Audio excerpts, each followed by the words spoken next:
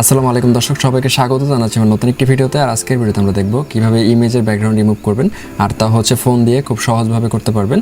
সেটা হলো যে আমাদের বিভিন্ন ইউটিউবের থাম্বনেল করতে গেলে বা ফেসবুকের পোস্টার করতে গেলে সেটা আমাদের একটা ব্যাকগ্রাউন্ডটা রিমুভ করতে হয়।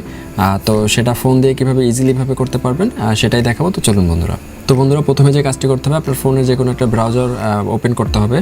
আমি এখানে আমার ক্রোম ব্রাউজারটা ওপেন করে নিচ্ছি, এই যে। তারপর আপনার ব্রাউজারে যে সার্চ বক্সটি থাকবে সেখানে আপনি লিখবেন remove.bg। তারপর এখানে দেখবেন যে আপনার remove.bg, তারপর আপলোড ইমেজ, যে কোনো একটাতে ক্লিক করলেই হবে দুইটার। আমি আপলোড ইমেজে ক্লিক করলাম। দেন এখানে দেখবেন যে আপলোড ইমেজ, এখানে একটা অপশন চাচ্ছে, এখানে আপনার ইমেজকে আপলোড করতে হবে। তো আমি এখানে ক্লিক করব। দেন আমার গ্যালারি শো করবে, আমি এখান থেকে একটা ইমেজ নিব। তো আমি এখান থেকে একটি ইমেজকে সিলেক্ট করব, এটাই করে দিলাম। দেন হচ্ছে এখানে ডান দিয়ে দিতে হবে। তারপর একটু আপনার ওয়েট করতে হবে, আপলোড হবে।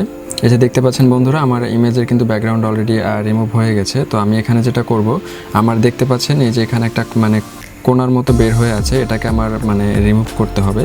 এটা হয় কি আসলে ব্রাউজার দিয়ে করতে গেলে অটো রিমুভ, তো যে কারণে হচ্ছে কিছু অংশ ধরতে পারে না, এবং আবার হয় কি যে কিছু অংশ বেশি রিমুভ করে দেয়। সেক্ষেত্রে আপনি এখানে নিজে হাত দিয়ে করে নিতে পারবেন। সেক্ষেত্রে আমার এখানে এডিটের এখানে চাপ দিতে হবে, প্রিভিউ।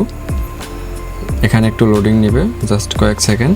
তো এখানে আমি যদি এখন ইরেসে ক্লিক করি, এখানে দেখবেন আপনার ব্রাশের সাইজটা ছোট বড় করতে পারবেন। আমি এতটুকু করে নিচ্ছি, এবং আপনি চাইলে এখান থেকে জুম করে নিতে পারবেন পিকচারটাকে, আপনার সুবিধা হবে জুম করে যদি আপনি রিমুভ করতে চান।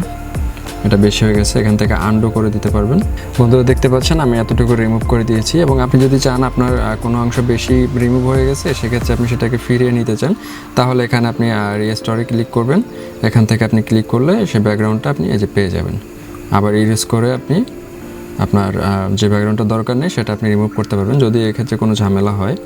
তো আমার এখন কিন্তু পারফেক্ট আছে। আমি এখন যদি এটাকে সেভ করতে চাই, এখানে আরেকটা জিনিস পাবেন, সেটা হলো যে আপনার ওদের এই ওয়েবসাইটের ভেতর কিছু ব্যাকগ্রাউন্ড আছে, সেটা হলো যদি আপনি ক্লিক করেন, যে নিচে দেখতে পাবেন এডিটের ভেতরে। আমি যদি এটাকে ক্লিক করি এখন, এই যে দেখতে পাচ্ছেন আমার কিন্তু একটা অটো ব্যাকগ্রাউন্ড এখানে সেট হয়ে যাবে। দেন এটাকে যদি ক্লিক করি, এই যে দেখতেই পাচ্ছেন, এভাবে আপনি চাইলে এখান থেকে ওদের কয়েকটা ব্যাকগ্রাউন্ড আছে, আপনি চাইলে ইউজ করতে পারেন।